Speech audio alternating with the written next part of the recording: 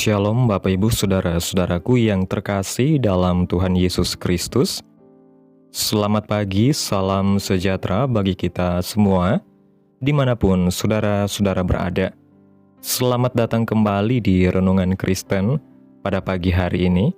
Kiranya saudara semua dalam keadaan sehat selalu, dan semoga damai dan sukacita oleh Roh Kudus melimpah dalam hati dan kehidupan saudara semua. Sebelum kita mendengarkan renungan firman Tuhan pada pagi hari ini, mari terlebih dahulu kita berdoa. Segala pujian, syukur, dan hormat bagi Allah Bapa kami yang kudus dan kekal, Bapa di dalam kerajaan sorga, Allah yang kami panggil di dalam nama Tuhan Yesus Kristus. Kami mengucap syukur Tuhan oleh karena anugerah-Mu di sepanjang hidup kami.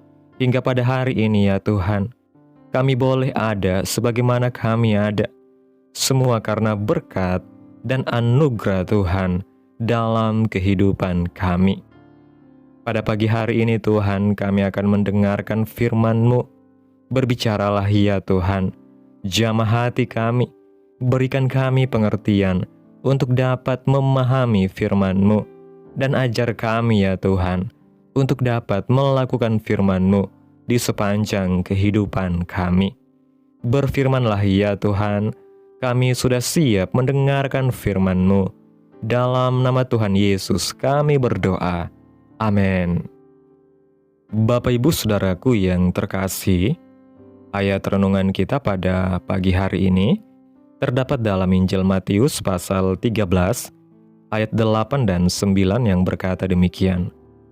Dan sebagian jatuh di tanah yang baik, lalu berbuah. Ada yang 100 kali lipat, ada yang 60 kali lipat, ada yang 30 kali lipat. Siapa bertelinga, hendaklah ia mendengar. Bapak Ibu Saudaraku yang diberkati Tuhan, ayat pokok menjelaskan tentang kisah seorang penabur yang menaburkan benih dan jatuh di atas 4 jenis tanah. Jenis tanah tersebut adalah yang pertama, tanah seperti di pinggir jalan. Ketika benih itu ditabur, datanglah burung sehingga tidak terjadi pertumbuhan karena gagal tumbuh. Ada orang yang mendengar firman Tuhan, tapi ia tidak paham karena iblis mencuri firman itu, sehingga firman itu atau benih itu tidak tumbuh atau berdampak, sehingga akhirnya benih atau firman itu hilang. Yang kedua, di tanah yang berbatu-batu. Benih yang jatuh di tanah yang berbatu-batu tumbuh, tetapi ketika cuaca panas terik, benih itu menjadi layu. Terjadi pertumbuhan tapi tidak maksimal.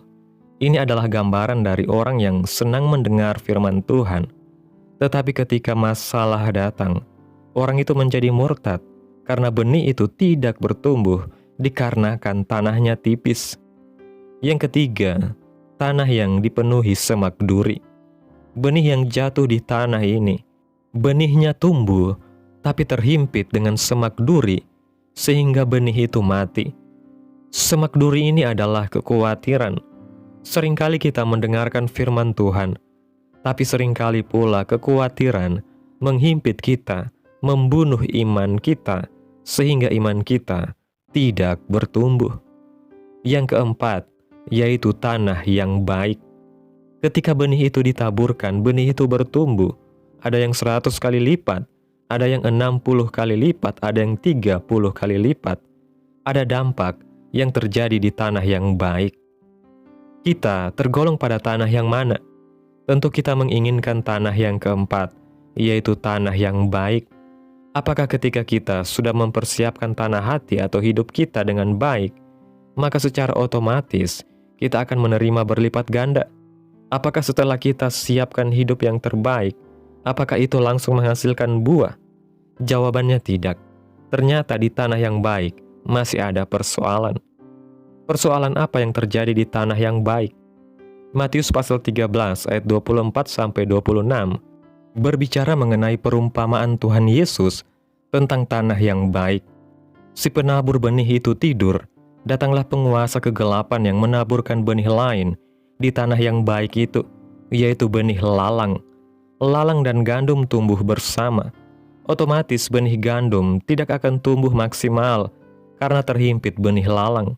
Seperti tanah yang ketiga yang penuh dengan semak duri, bisa jadi itu tumbuhan lalang. Lalang berbicara tentang kekhawatiran hidup dan tipu daya kekayaan. Kita minta Tuhan taburkan benih yang baik dalam hati yang baik, tapi jangan sampai kita kehilangan kewaspadaan atau tertidur atau lengah, sehingga iblis menaburkan benih lalang, yaitu benih kekhawatiran hidup. Kekhawatiran bisa melanda siapa saja. Iblis tahu kekhawatiran dapat membunuh iman orang percaya. Itulah sebabnya iblis berkeliling, mengaum-aum, mencari orang yang dapat ditelannya, yang tidak berjaga-jaga untuk menaburkan benihnya. Banyak orang Kristen yang aktif ke gereja, tetapi masih khawatir dengan banyak hal. Jika kekhawatiran itu dipelihara, maka benih itu akan tumbuh menjadi ketakutan dan terus bertumbuh, menimbulkan stres. Jangan ikat iman kita dengan benih kekhawatiran. Ada 3 cara untuk melawan kekhawatiran. Yang pertama, lawan dengan iman yang teguh. Seperti yang dikatakan dalam kitab 1 Petrus pasal 5 ayat 9, jangan berdiam diri saja, tapi lawan dengan iman yang teguh. Yesus pernah menegur kepada para murid dalam Injil Matius pasal 6 ayat 30, rumput yang tidak berguna saja didandani dan dipelihara Allah. Mengapa kita anak-anak Tuhan harus bimbang atau kurang percaya?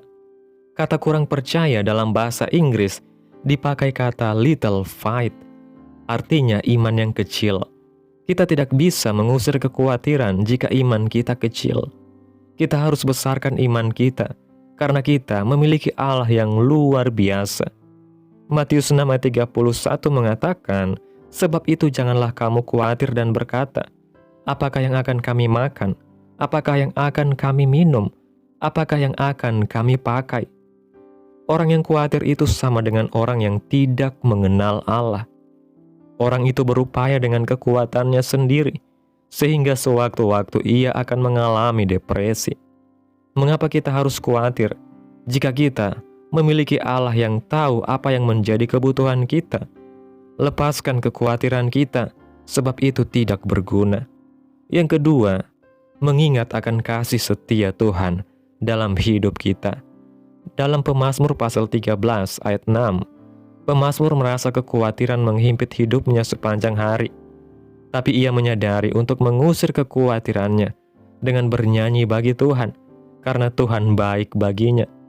Jika kita mengingat semua kebaikan Tuhan, maka tidak ada tempat bagi kekhawatiran.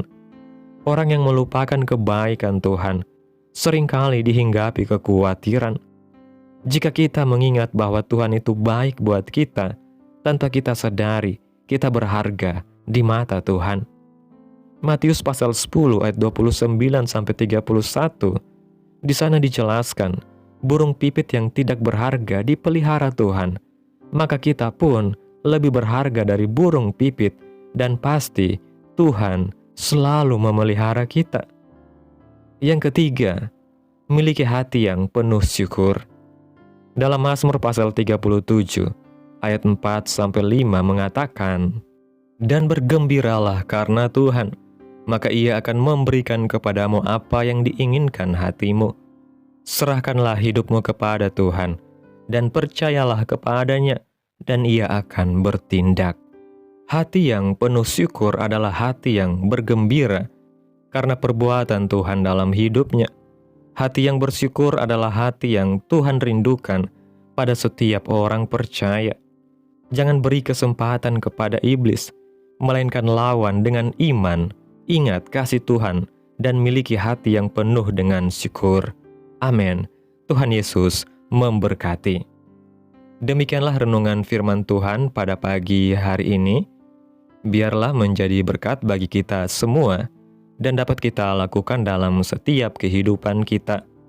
Pada hari ini sebelum kita memulai segala aktivitas kita di hari ini, mari kita berdoa. Segala pujian, syukur, dan hormat bagi Allah Bapa kami yang kudus dan kekal, Allah yang mulia dan ajaib, Bapa yang kami tinggikan, di dalam nama Tuhan Yesus Kristus. Kami bersyukur Tuhan atas pertolongan-Mu dan penyertaan-Mu, serta atas berkat-Mu dalam hidup kami. Kami berbahagia dan bersyukur atas kebaikan Tuhan dalam setiap kehidupan kami. Tak berkesudahan kasih setia Tuhan, tak habis-habisnya rahmat-Mu, selalu baru tiap pagi, besar kesetiaan-Mu Tuhan dalam hidup kami. Terima kasih Tuhan Yesus buat firman-Mu hari ini. Kami bersyukur karena melalui firman-Mu, Engkau mengajarkan kami untuk menjadi tanah yang baik, tanah yang siap menerima benih firman-Mu, agar dapat bertumbuh dan menghasilkan buah berlipat kali ganda. Tolong kami ya Tuhan agar kami senantiasa berjaga-jaga, tidak lengah terhadap tipu muslihat iblis yang ingin menabur kekhawatiran dalam hidup kami. Ajarkan kami untuk melawan setiap kekhawatiran dengan iman yang teguh, mengingat kasih setia-Mu yang tidak pernah berubah, dan memiliki hati yang penuh dengan ucapan syukur. Terima kasih Tuhan buat firman-Mu, tanamkan dalam hati kami, dan mampukan kami untuk dapat melakukan firman-Mu dalam setiap kehidupan kami. Biarlah firman-Mu terus menyegarkan jiwa kami, menghidupkan hati yang lemah dan lesu, dan membangkitkan harapan dan kasih. Berkati umat-Mu yang sudah mendengarkan firman-Mu hari ini.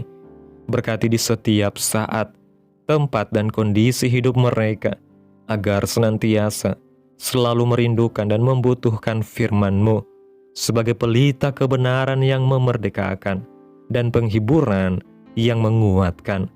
Ajarilah kami bahasa firman-Mu dan bimbinglah kami untuk hidup selalu sesuai kehendak-Mu, agar kami terus dekat kepadamu.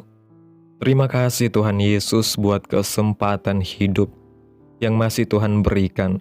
Kami mau pakai untuk hormat dan kemuliaan bagi nama Tuhan.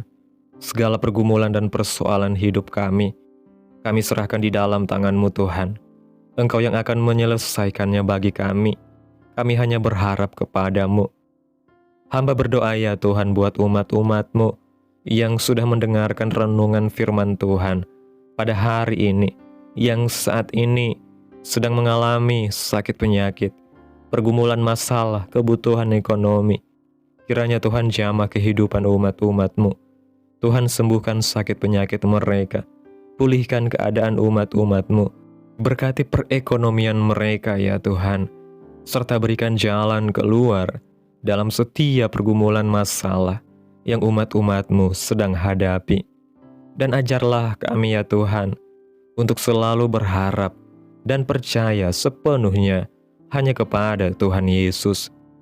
Kiranya Tuhan Yesus terus memberkati kehidupan kami, keluarga kami, sanak saudara kami, daerah tempat tinggal kami, bangsa dan negara kami, pemerintah kami.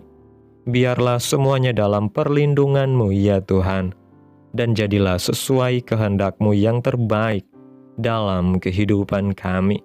Pada hari ini ya Tuhan, kami anak-anak-Mu akan melakukan berbagai aktivitas. Kami akan bekerja dan menjalankan tanggung jawab kami. Kiranya Tuhan yang mampukan. Kami serahkan seluruh rencana dan agenda hari ini ke dalam tangan Tuhan. Biar Tuhan yang berkarya, dan biarkan semua rencana sesuai dengan kehendak-Mu. Tutup bungkus kami oleh kuasa-Mu Tuhan.